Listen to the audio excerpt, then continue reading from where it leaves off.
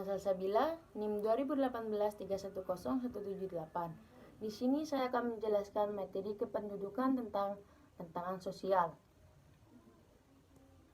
Indonesia memiliki bentangan alam yang sangat luas. Berbagai macam kekayaan alam di dalamnya menjadikan Indonesia negara yang sangat subur. Tapi, banyak sekali permasalahan di dalamnya, terutama masalah kependudukan.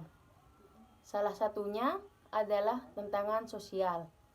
Di antaranya adalah yang pertama, persebaran penduduk yang tidak merata. Luasnya wilayah yang dimiliki Indonesia tidak serta-merta sebanding dengan pemerataan penduduknya. Ada daerah yang sangat padat penduduknya, namun ada juga daerah yang sangat jarang penduduknya. Dari banyaknya pulau yang dimiliki Indonesia, hanya 6 pulau besar, yaitu Sumatera, Jawa, Kalimantan, Sulawesi, Nusa Tenggara, dan Papua. Dari ke-6 pulau tersebut, hanya Pulau Jawa yang padat penduduknya, dibanding dengan pulau lainnya. Yang kedua, jumlah penduduk yang besar.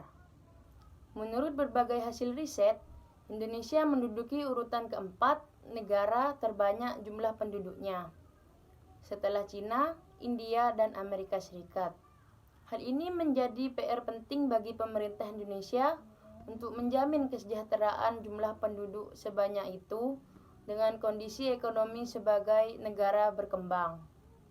Yang ketiga, pertumbuhan penduduk yang tinggi. Jumlah penduduk Indonesia yang sangat banyak ini diperkirakan akan terus bertambah. Karena pertumbuhan ini, jumlah penduduk yang tinggi, hal ini disebabkan oleh angka kelahiran lebih tinggi dibandingkan dengan angka kematian. Pemerintah juga berupaya untuk meminimalisasikan dengan menggalakkan program keluarga berencana. Namun, berita baiknya, jumlah golongan usia produktif juga akan selalu bertambah untuk membantu menggerakkan ekonomi negara. Yang keempat, kualitas penduduk rendah. Saat ini, Indonesia masih bermasalah dengan tingkat pendidikan. Tingkat pendidikan yang rendah akan mempengaruhi kualitas penduduknya. Masyarakat Indonesia menjadi kurang memiliki keahlian dan keterampilan dalam bekerja.